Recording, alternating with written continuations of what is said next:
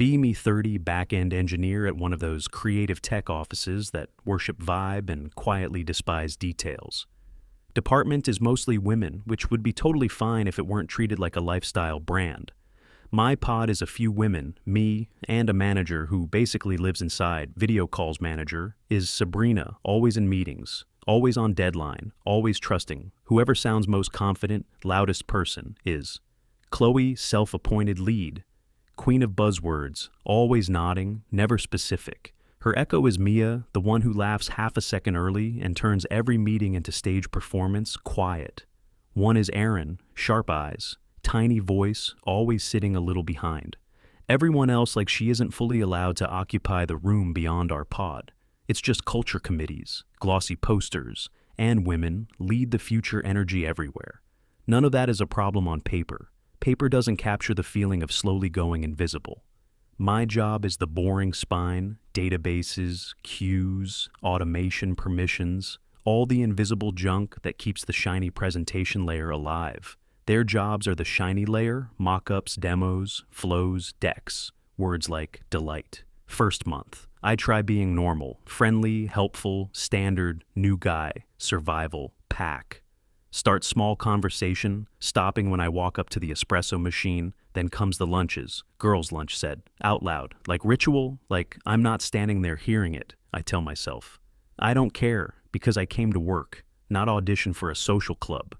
Week 2, I get added to the main team chat, and immediately notice there is another chat. I'm not in, nobody says it exists, but their screens light up together, and they laugh at the same time. I catch the name once by accident, something smug, some little inner circle label. I pretend I never saw it, because pretending is half of office life. The real pattern shows up in meetings with Sabrina. Chloe runs the agenda every time, like Sabrina is a guest in her own job. Slides are colorful, polished, and almost entirely empty of measurable reality. Sabrina eats it up because it looks like progress, and progress is what she sells. Upstairs, my updates always come last. Never slides backend, work, doesn't screenshot.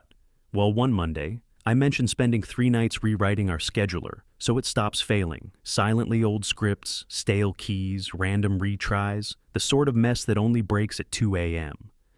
Before I finish, Chloe cuts in with a little laugh that sounds like a door shutting, says let's not dive into the weeds, then repackages my work as foundational hygiene. Sabrina nods like she gets it and moves on. That's the first time something cold settles behind my ribs. Second time Mia joins in and says, my tone can feel heavy. Apparently listing risk is fear-based. Asking for requirements is controlling everyone else. Either smiles politely or stays very still. Erin stares at her notes like they're a flotation device.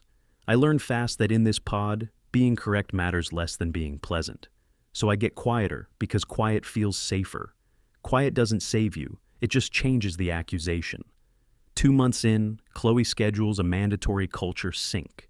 No agenda, which is always a bad omen. She shares a doc full of soft words with sharp edges. Assume harm is real impact over intent. Make space somehow. Making space means I talk less while they talk more. Mia suggests a speaking stack to prevent dominance, and everyone looks at me like I brought a knife. I've said maybe 12 words all week, but sure, I'm the domination problem. I agree because apologies are cheaper than war. One day I say guys in the group chat, meaning everyone. Like a normal human being, Mia instantly drops a lecture about exclusionary language.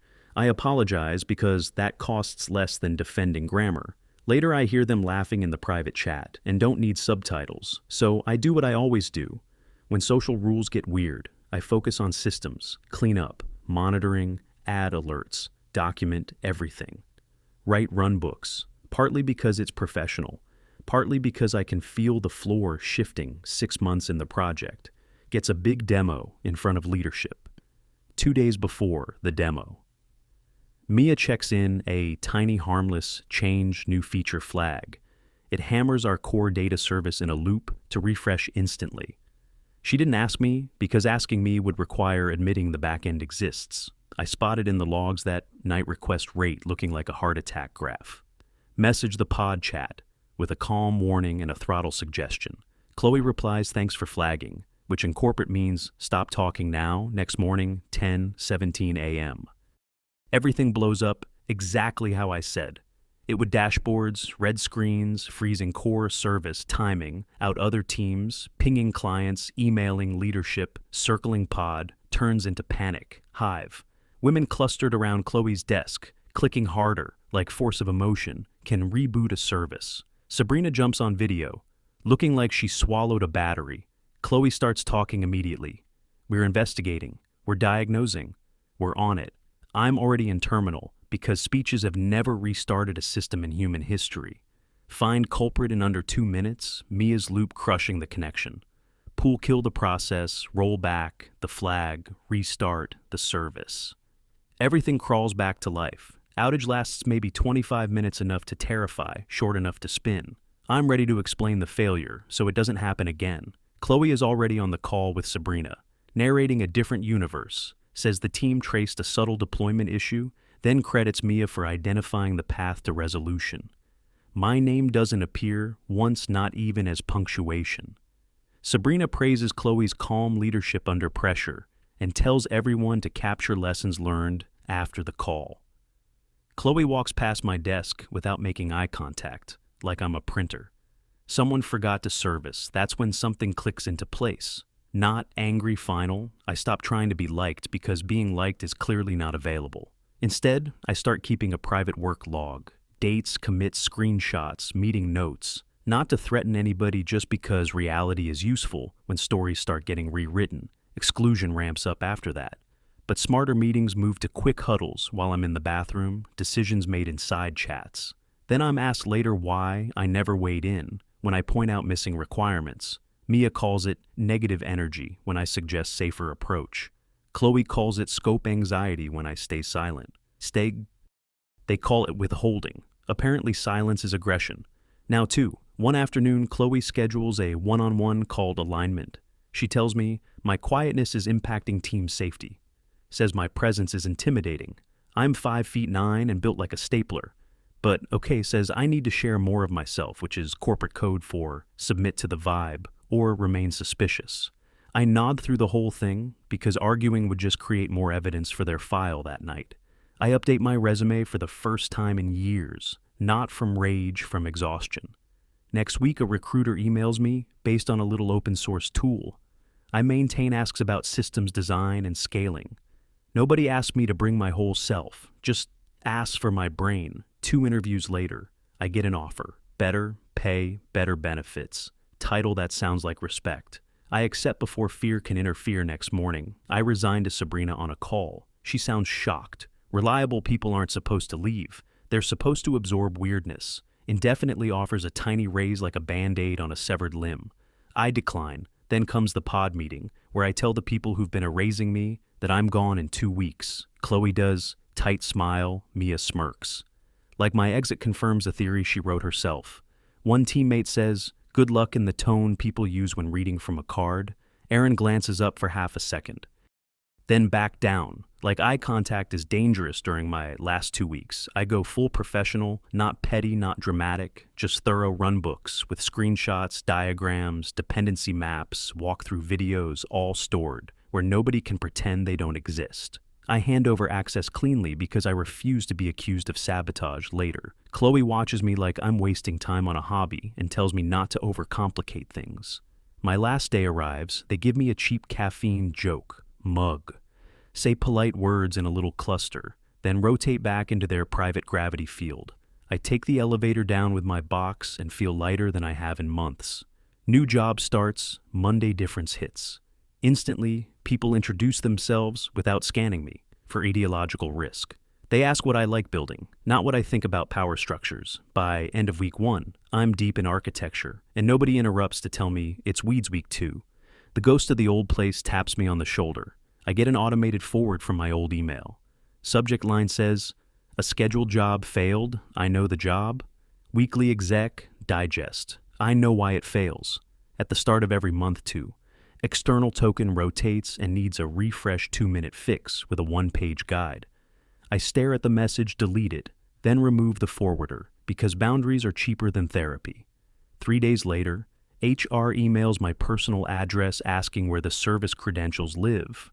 I reply politely that everything is in the corporate vault and the docs list the entry names, archive it, move on. Next contact is a phone call. Erin sounds tiny and ashamed, says things are bad system, glitching pod, panicking Chloe and Mia trying fixes.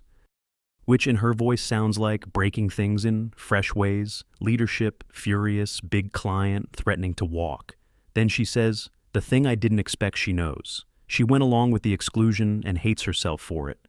Asks if I can at least point her to the right log file, just a hint, just a direction. Pity flickers, pity is a trap, I tell her calmly. I can't help directly. Not revenge, just not appropriate. Reminder. The runbooks are there and the answers are in them. If she follows them carefully, her voice cracks a little, says she understands, call ends, 2 days later, unknown number. Again this time, it's Chloe. Transformation is almost funny. No confidence, no captain, energy just raw stress, barely wrapped in human skin. She tries small talk, and I cut it off. She says everything is down again. Exports, failing, dashboards, wrong, clients screaming, leadership screaming louder. Says they tried the documentation, but it's too technical. Then comes the consultant offer. Triple rate name. My hours, please just fix it. I let silence do the talking for a second, then I decline, politely. Say I'm committed to my current role and the docs cover recovery. She starts to argue. Urgency. I repeat, no, and end the call. Then I block the number because protecting my head is worth more than closure. Week goes quiet. Then an old infra-acquaintance messages says, the place is chaos, outages late nights, blame storms, and now outside consultants are auditing systems and delivery. Then he sends the interesting part red banner on the executive dashboard, warning that digest numbers don't match source signatures.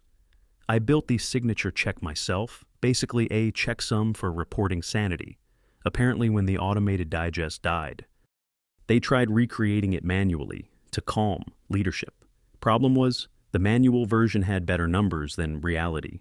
Dashboard rejected the fake. Because math is less political than people, leadership did not enjoy being lied to, with numbers going to major clients. Suddenly, this isn't just outages now. It's reporting integrity and fraud language. My work log goes from feeling paranoid to feeling like armor. I back it up twice, keep going to work. Then compliance emails me. Asking for a call on it are a compliance lead, HR, and a lawyer who speaks like a metronome. They ask about the digest, the signatures, the token rotation, the handover. I answer with dates, facts, and references to the docs. I left. They ask if I ever altered numbers. No, if anyone asked me to.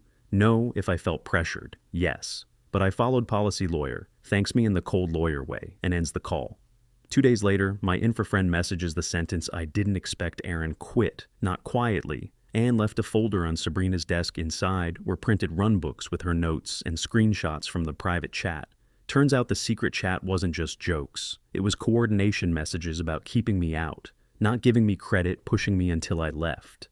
And there were also screenshots about massaging the manual digest, so leadership wouldn't spiral.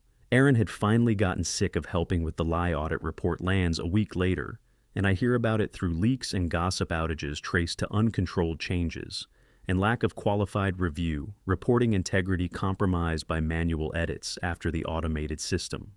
Failed management oversight. Absent responsibility misrepresented in status. Updates translated cleanly. Story they sold upstairs did not match reality, and reality finally bit back. Sabrina gets removed from the role, not fired. Just exiled with benefits, Chloe gets terminated for directing the reporting edits. Mia keeps a job, but gets shoved into a tiny role far away from production. The pod itself gets dissolved. Because nobody wants to admit it was built on performance instead of competence, I expect to feel triumph. Reading this, don't mostly feel a calm, boring sense of being proven. Right. Months later, Erin sends me a message, request, new haircut, lighter.